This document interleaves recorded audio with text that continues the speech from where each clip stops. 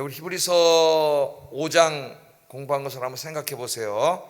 하나님께서 그 로마에 있는 유대 공동체, 유대인들로 주로 이루어진 교회 성도들을 굉장히 책망을 하셨습니다.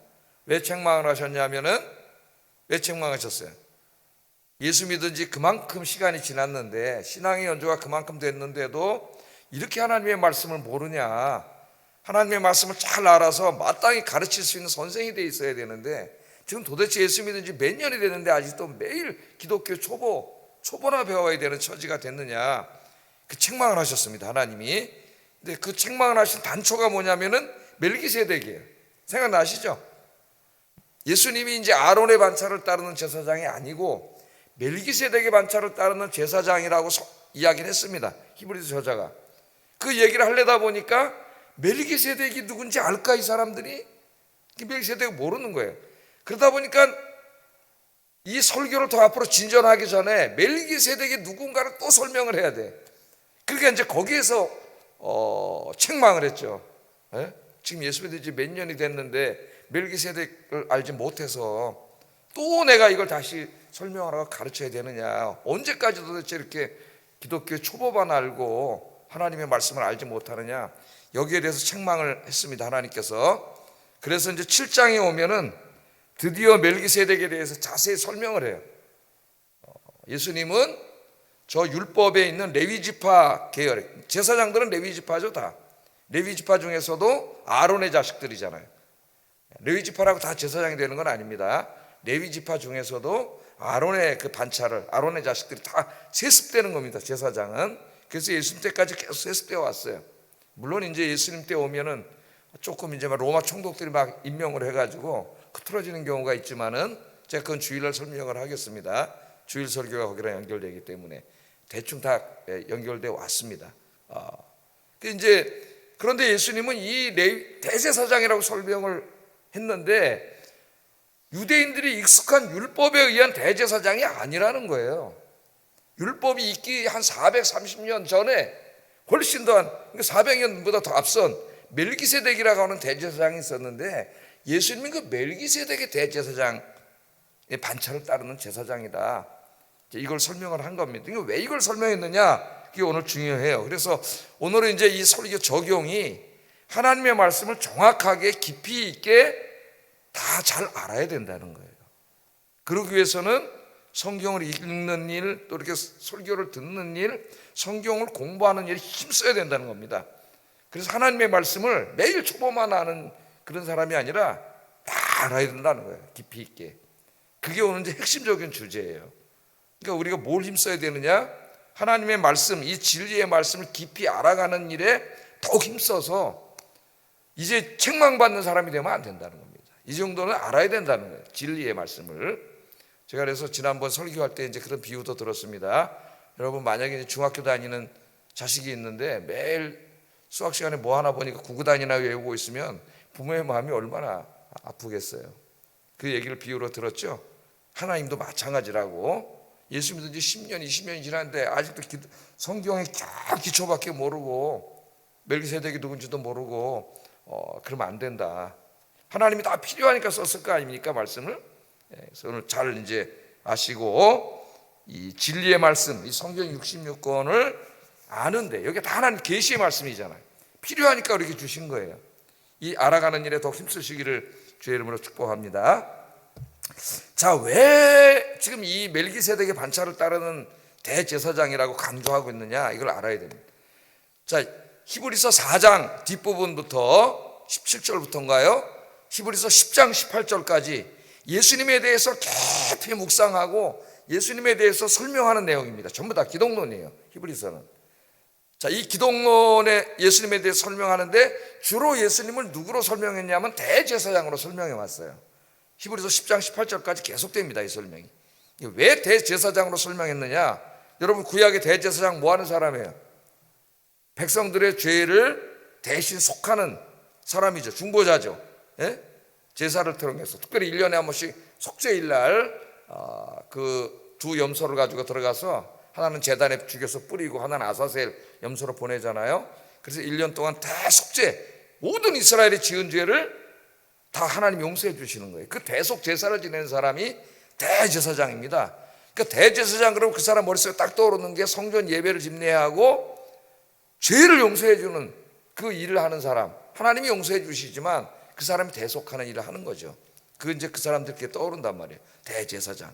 예? 자, 우리 예수님이 대제사장으로 왜 설명을 해요? 예수님은 뭐라 그랬어요?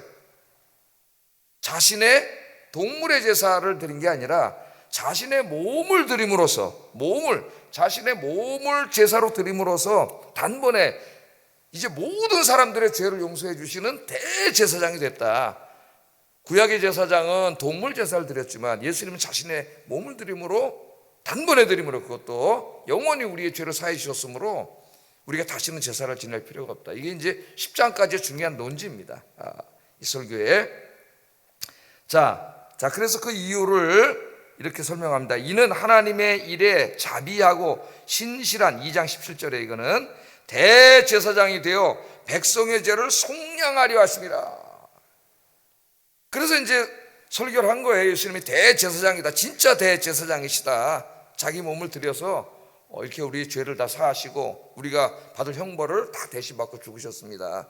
대제사장으로서. 제사장들은 동물 제사를 지냈지만 예수님은 자신의 목숨을 십자가에서 드렸습니다. 설교를 했더니 이 말씀을 듣고 많은 사람들이 감동을 받고 예수를 믿게 됐습니다. 자, 5장 8절 9절에도 보면 이런 말씀이 있어요. 그가 아들이시면서도 받으신 고난으로 순종함을 배워서 온전하게 되었은즉 자기에게 순종하는 모든 자에게 영원한 구원의 근원이 되셨다. 근원이 되셨다. 이 말씀이 없습니까? 내가 모르고 안 써온 모양이네. 그래서 십자가에서 죽으심으로 우리를 구원하셨다는 거예요. 그러니까 이제 이 은혜를 받고, 야, 정말 그 예수가 그런 분이구나. 그리고 이제 로마에 있는 유대인들이 많이 예수를 믿고 교회 다니고 은혜를 받고 있는데, 문제는 여기에 이제 토를 다는 이단이라고 할 수도 있겠죠. 그런 사람들이 나타난 거예요. 그래서 이 사람들의 말을 듣고 지금 믿음이 흔들리고 있습니다. 자, 구약을 잘 아는 사람들이, 유대인들이 와서 얘기하는 거예요. 아니다. 예수는 대제사장일 수 없다. 그렇게 얘기하는 거예요. 무슨 말이냐? 사람들이 들어보면, 잘 보시오, 여러분들. 유대인으로서 율법을 우리가 잘 알지 않습니까? 율법에 의하면은 대제사장은 레위 지파 사람입니다. 레위 지파여야 하고 아론의 자식이어야 하고 또 이제 더 깊이 들어가면 사독 계열의 제사장이래야 돼요. 그래서 세습되는 거 아닙니까? 그런데 예수님이 대제사장이라고요? 예수가? 아닙니다. 왜냐? 예수는 누구 지파, 무슨 지파예요? 유다 지파예요. 유다 지파.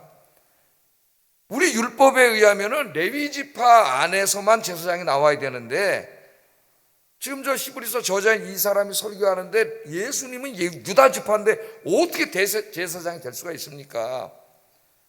이렇게 얘기를 하는 거예요. 그러니까 이게 지금 굉장히 설득력이 있습니다. 성경적으로 설득력이 있어요. 그러니까 갑자기 예수님 믿고 은혜 받고 있던 사람들이 믿음이 어떻게 돼요? 흔들리고 있어요. 믿음이. 정말 그러네. 여러분, 이런 이단들이 지금 많잖아요. 거짓 선지자들, 자유주의 신학자들 다 성경 갖고 와서 이야기하는데 우리가 해석해서 믿는 것과 다른 얘기를 하는데 상당히 어떻게 그럴듯하게 들려가지고 그들이 어떻게 잘못됐는지도 모르고 쩔쩔매고 자기 믿음이 흔들리고 이런 사람 너무 많아요. 지금 저 신천지에 30만 명이 따르는데 대부분 교회 다니던 사람 아니에요. 교회는 다녔지만은 진리를 모르고 매일 초보적인 지식이 있다 보니까 아무것도 모르는 거예요. 그냥. 자, 그래서 이 믿음이 흔들렸습니다. 이제 오늘날도 그런 사람들이 굉장히 많아요. 신학을 하면서 보니까 제가 설교에서 가끔 이야기하지만은 서구에 신학자예요. 신학교 교수예요. 예수님이 하나님의 아들 구원자인 걸 안 믿는 사람 너무나 많습니다. 신학책들 이렇게 두꺼운 책들 막 도서관에 꽉 차 있는데 안 믿는 책들 너무 많아요.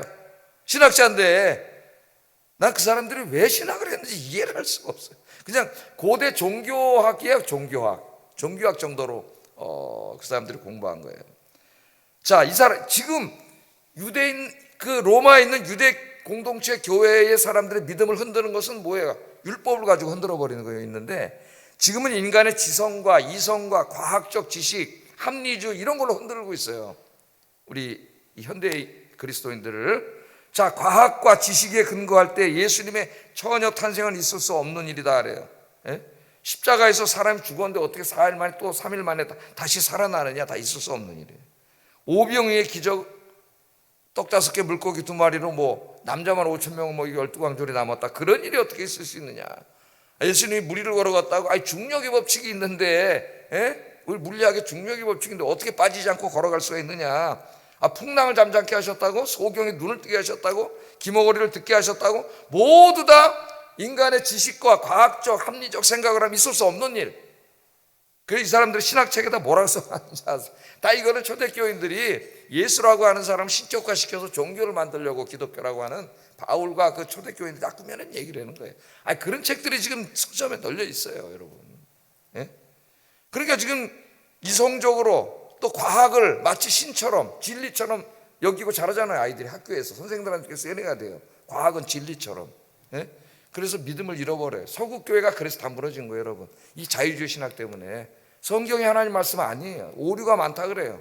역사와 과학에 있어서. 그럼 오류가 많은데 누가 성경을 읽겠어요? 성경을 읽지 않습니다. 그래서 서구교회가 다 무너졌어. 영국의 그 기독교의 나라 영국이 지금 런던이 기독교 인구 1%밖에 안 된다 그래. 1분만도 못 돼요. 서구의 교회가 다 무너졌어요. 우리가 왜 서양으로 신학 공부하러 가야 되는지 유럽으로 이해를 할 수가 없어요. 다 기독교 무너진 놈의 신학. 그거 모아서 배워서 뭐 하겠다고 거기 가서 다 무너져 버렸어요. 다 무너져 버렸어요. 자유주의 신학뿐만 아니라 우리나라에 뭐 이단들이 지금 너무 많잖아요. 너무 많아. 여러분, 먼저는 우리가 하나님의 진리에 대해서 굳건히 알아야 됩니다. 분명히 알아서 흔들리지 않아야 돼.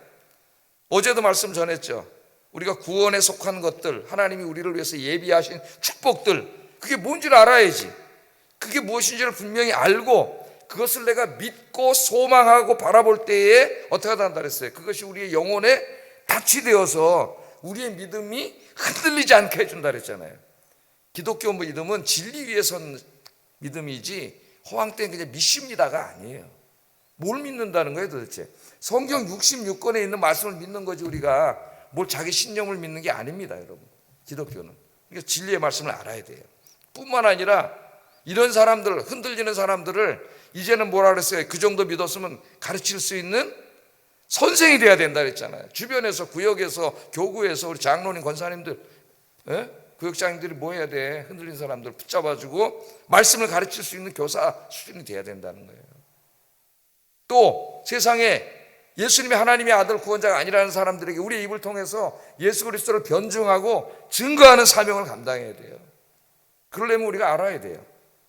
스데반 집사님처럼. 사도행전 7장에 스데반 집사님 보셨죠? 유대인들 앞에 서가지고 원고가 없는데 여러분 사도행전 7장을 보세요. 여러분 저 구약 시작부터 끝까지 예수님까지 그냥 쫙 자기 머릿속에 쫙 설교하잖아요.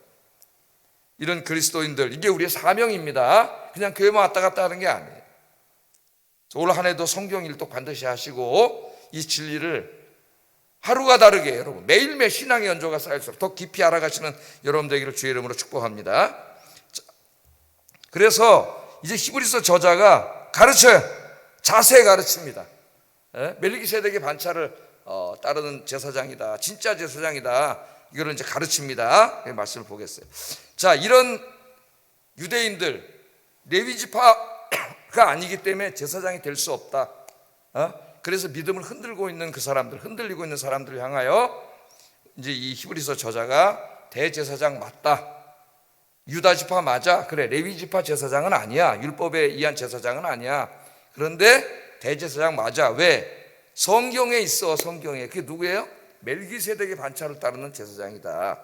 그래서 오늘 보면 창세기 14장 또 시편 110편 이 두 말씀을 가지고 이제 이 이단들에게 논박을 하면서 예수님이 우리의 죄를 속해 주시기 위해서 이 땅에 오신 하나님의 아들이라는 것을 논증해요. 논증. 그냥 설교가 좋습니다 하고 예화 얘기하고 막 이런 설교가 아니에요. 이 설교는 성경을 깊이 있게 논증하는 거예요. 신학과 논리 위에 우리의 신앙이 굳건히 서 있어야 돼. 자, 창세기 14장에 나오는 멜기세덱의 반차를 따르는 대제사장이라 이렇게 말합니다. 7장 1절 2절 한번 읽어보겠습니다. 시작.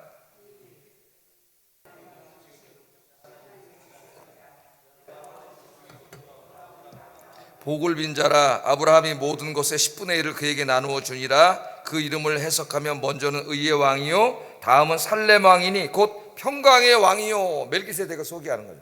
창세기 14장에 나와요. 14장 오늘과 14장 자세히 읽어보세요. 창세기 14장에 나옵니다. 멜기세덱이 누구냐? 창세기 14장을 읽어보면은 살렘이라고 하는 곳의 왕입니다. 왕. 그런데 왕만이 아니고 또 놀라운 직분이 하나 있어요. 깜짝 놀랍니다. 율법이 있기 무려 430년 전 일인데 뭐라 그래요? 지극히 높으신 하나님의 제사장이라 그래요. 그러니까 레위지파 제사장은 언제 생겼어요? 이때로부터 430년 후에 생긴 거야. 그거는 그 430년 전에 이미 세우신 제사장이 있었다는 거예요. 그걸 모르는 거예요, 이 사람들이. 그러니까 믿음도 흔들리고 그러는 거예요. 그 사람이 멜기세덱이다 그렇게 얘기합니다. 자, 멜기세덱은 창세기 14장에 보면 이제 그 동방 왕들하고 그 메소포타미아 왕들하고 이제 이 가나안 왕들하고 전쟁하는 얘기가 나와요. 거기 전쟁을 하는 얘기가 나오는데 이 거기 누가 살고 있었어요? 가나안 땅에 롯이 살고 있었잖아요. 아브라함의 조카인 롯이 살고 있는 그 소돔 고모라 거기가 전쟁에 져가지고 롯이 끌려갔다는 소식을 듣게 돼요. 동방 왕들한테. 그랬더니 아브라함이 집에서 기른 군사 300명을 데리고 어떻게 했습니까? 자기 조카를 구하러 갔잖아요.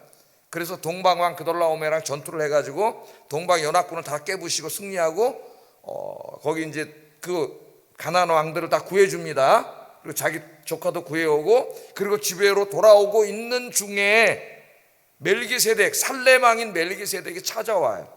찾아오는 내게 성경에 나와요. 그래서 감사를 표하고 전쟁하는데 수고했다고 그 많은 사람 음식을 다 먹여주고 지극히 높으신 하나님의 종으로서 아브라함을 축복하고 막 이런 내용이 나옵니다. 그랬더니 아브라함이 어떻게 했어요? 11조를 드렸어요. 11조를. 그 제사장에게 11조 내잖아요. 율법이 있기 전에. 그러니까 11조는 율법이에요. 어떤 사람이 그러는데 율법이 있기 430년 전에 이미 됐어요. 야곱도 11조를 내겠다 그랬지만은 누가? 아브라함이 멜기세덱에게 냈습니다. 자, 지금 여기 그러면서 이제 멜기세덱을 그렇게 소개를 하면서 오늘 3절에 보면은 창세기에는 없는 내용을 덧붙여요. 히브리서 저자가. 멜기세덱에 대한 새로운 정보입니다. 자, 읽어보겠습니다. 3절 시작. 생명의 끝도 없어 하나님의 아들과 닮아서 항상 제사장으로 있느니라. 저는 신학을 공부하기 전에도 청년 때 성경을 읽다가 이게 말씀이 너무 어려웠어요. 그럼 이 사람이 분명히 살렘 왕인데 이거 읽어보니까 아버지도 없고 어머니도 없고 족보도 없고 시작한 날도 없고 생명의 끝도 없어 하나님의 아들과 닮아서 항상 제사장으로 있느니라. 이렇게 얘기해요. 이 제사장의 반차를 따랐다는 거 아닙니까? 그렇다면 언뜻 읽어보면 이 사람은 신적인 존재인가? 그리고 어떤 사람은 이 예수님이 화육한 사람이라고 그렇게 설명한 사람도 있는데 그건 잘못된 해석입니다. 여기에 아버지도 없고 어머니도 없고 족보도 없다는 말은 아버지 어머니가 없고 그럼 난 사람이 없으니까 신적인 존재같이 들리는데 어머니 아버지가 없어 그냥 스스로 태어났다는 얘기가 아니고 어머니 아버지와 족보에 대한 기록이 없다는 거예요. 기록이. 그래서 그 사람은 아버지 어머니가 누구고 어떤 이런 자를 모른다는 겁니다. 그런 말이지 신적인 존재라고 쓴 책이 있는데 그런 말이 되지가 않아요. 그럼 그 신적인 존재 하나님이 예수님이라 그러면 그 사람들 말대로 예수님이 살렘 왕의 왕이었다는 거예요. 살렘 땅에 말이 되지가 않잖아요. 그러니까 이건 신적인 존재라는 게 아니라 어머니 아버지 족보에 대한 기록이 없는 단지 왕만이 아니라 영원한 제사장, 하나님이 제사장으로 세워놨다는 거예요. 그러니까 이 율법이 있기 전에 하나님이 제사장을 세워놨는데 거기에 대한 제사장들에 대한 정보는 우리 잘 모릅니다. 없잖아요, 성경에 기록이. 나중에 이제 율법이 생긴 다음에 그 레위 제사장들은 우리가 잘 알고 있는데. 자, 멜기세덱은 이처럼 중요한 거는 왕이었으면서 동시에 뭐예요? 제사장이라는 거예요, 제사장. 그래서 우리 예수님은 저 레위 지파 그 계열을 따라오는 제사장이 아니라 훨씬 더 멀리 있는 400년 전에 있었던 멜기세덱을 따라온다는 거예요. 따라오는 제사장이라는 겁니다. 근데 저 사람은 또 왕이었잖아요. 그러니까 예수님은 제사장이었으면서도 또한 왕이에요. 그런 의미에서도 레위 지파랑 달라. 그 제사장들하고 다르다고 이야기합니다. 자, 그러면서 저 멜기세덱이라고 하는 제사장이 레위 지파의 제사장들보다 훨씬 더 존귀하고 위대한 제사장이라고 얘기를 해요. 자, 왜 그러느냐? 그것도 자세하게 논리적으로 성경적으로 설명을 합니다. 그러니까 우리나라 사람들은 주로 이제 감성적이고 그래가지고 슬픈 얘기하고 뭐 예화 얘기하고 이런 설교 좋아해요, 사실은. 그런데 왜 이게 진리인지를 논증하는 게 잘 안 돼요. 줘라 그럼 다. 근데 저는 반대 사람이에요. 반대 사람. 그게 논리적으로 이해가 안 되면은 저는 그냥 잘 안 들려요, 설교가. 저 사람이 설교하는데 논리의 비약이 너무 심하고, 저 말하다 왜 갑자기 저 말을 하지? 저는 그런 사람이 어려서부터 설교가 안 들려요. 그런데 이 사람들 중에서 모든 것을 논리적으로 이성적으로 따져서 다 이게 그래서 그런 말이구나 이렇게 믿는 사람은 5%밖에 안 된답니다. 95%는 아니라는 거예요. 95%. 그래서 그렇게 설명하는 사람은 5%밖에 안 좋아해요, 사람들이. 예? 그래서 마니아층을 형성할 수는 있지만은 많은 사람들을 모을 수는 없다 그래요.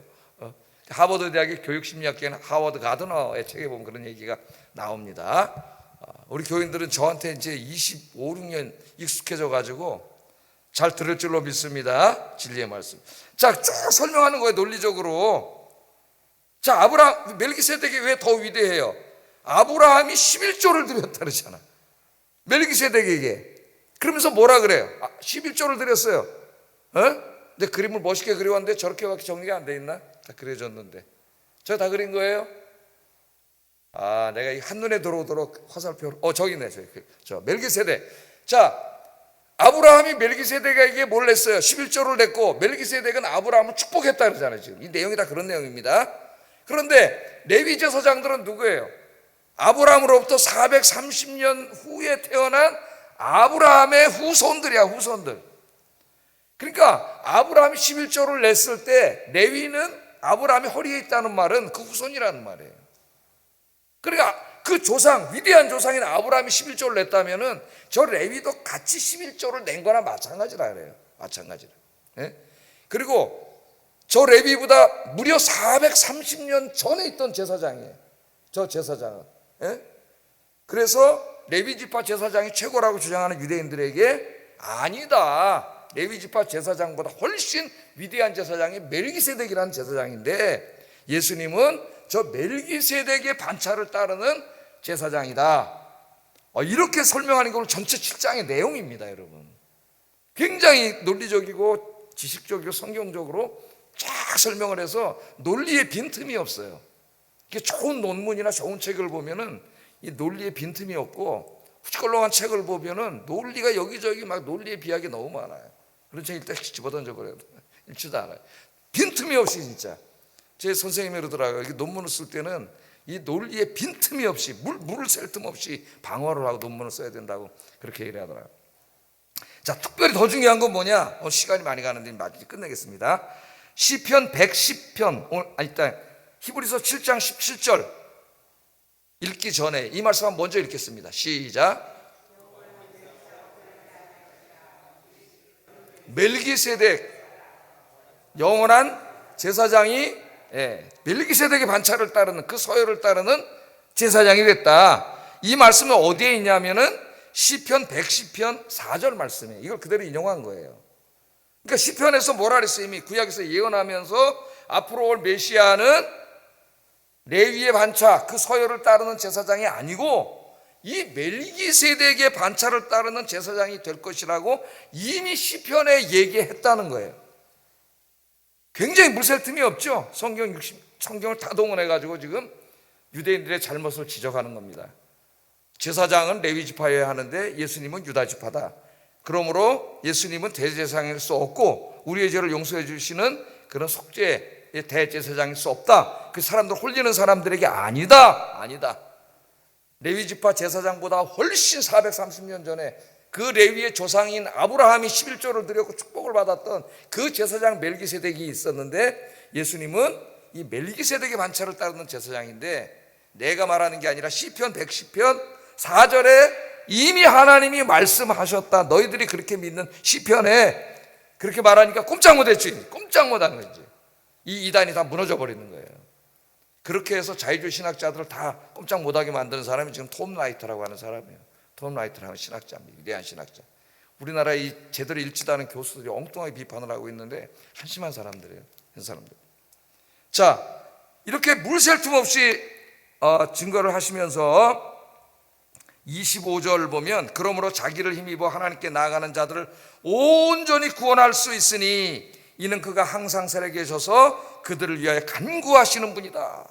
이렇게 함으로써 사람들을 혼란스럽게 했던 모든 그 유대 신학자들을 다 무너뜨리고 믿음이 흔들렸던 사람들의 믿음을 바로 잡아주고, 그래서 이제는 그 믿음이, 구원에 대한 믿음이 더욱 성숙하게 만드는 그런 말씀이 이 히브리서 7장입니다. 이제 설교 마치겠어요. 저는 이 설교를 이제 읽으면서 여러 번 읽고 묵상하면서 늘 생각하는 것이, 정말 목사로서 히브리서 이 저자처럼 이렇게 성경을 잘 가르쳐야 되겠다 다짐을 했어요. 다짐. 노력을 하고 있지만 더 공부해야 되겠다. 물샐 틈 없이 정말 말씀으로 철저하게 가르치는 노력을 해야 되겠다. 목회자. 이게 목회자의 사명이라고 봅니다. 저는 목회자는 성경 교사가 되어야 된다고 생각해요. 자, 여러분들도 마찬가지입니다. 우리의 복음의 진리를 정확하고 깊이 있게 알아야 돼요. 아이고, 성경은 뭐 알아요? 그런 사람 많아요. 그냥 믿으면 되지. 뭘 그렇게 성경 읽고 공부하고 신학을 공부하고 책을 읽고. 예수님 하나님한테 혼납니다. 예수 믿은 지 몇 년이 됐는데 아직도 그걸 모르냐고. 혼날 거예요. 그래서 복음의 진리를 정확하게 깊이 있게 알아야 되고, 그러기 위해서는 성경 읽고 설교 듣고 성경 공부하는 일에 힘써야 돼요. 나중에 하나님 배 가면 너 내가 네 인생을 100년을 줬는데 뭐하고 왔냐. 혼납니다. 하나님 앞에 가서.